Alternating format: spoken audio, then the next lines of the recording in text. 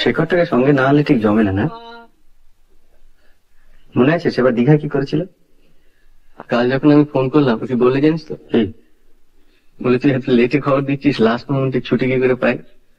শেষকালে শুনলাম চাকরিই নেই। দেখা পাইনি তোমার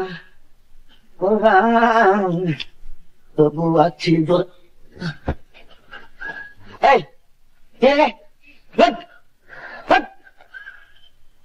অসভ্য।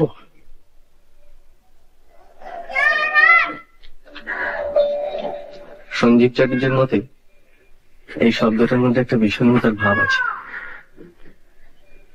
সত্যি এসব জায়গায় এলে আয়ু বেড়ে যায়।